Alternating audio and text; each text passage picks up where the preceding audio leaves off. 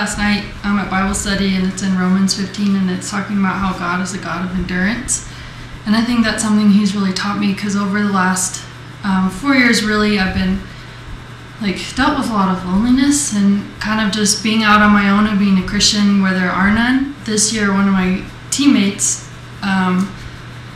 was telling me about her Bible study, and she's like, I have a Bible study, I want you to come, it's really cool. And that was just an answered prayer for me, and really cool to see how, yeah, it took 4 years, but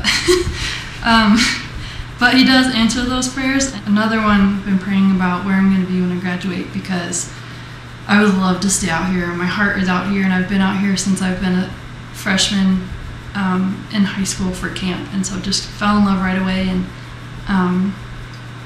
didn't know where I wanted to be, and felt like part of me needed to go home, and part of me was like, I want to stay here, I want to live on my own. And just 2 weeks ago in church, I don't know what we were singing or what Jeff had talked about, but it was the Lord telling me you need to surrender and you need to go home. And I was like, yeah, okay, whatever. I'm totally not going home.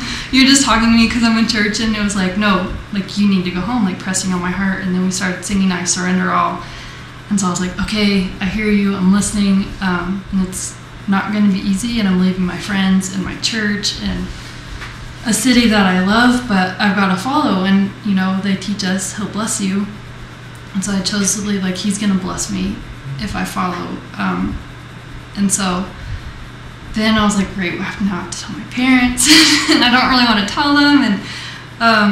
And so then the next day my mom had called. She was like, well, have you decided what you're going to do? And so I take a deep breath, and I was like, okay, God, this is all you, this is not me. And I was like, I'm going to come home. And she was like, really, you're going to come home? And I was like, yeah, there's just, there's things that I need to come home for. And one of them is for my mom, and she and I have not had a good relationship, and a lot of hurt on both sides, and it's not one-sided at all. And been praying a long time for restoration for that and healing, because I don't want to continue my life and hopefully have kids one day, and them know I don't like going to grandma's house.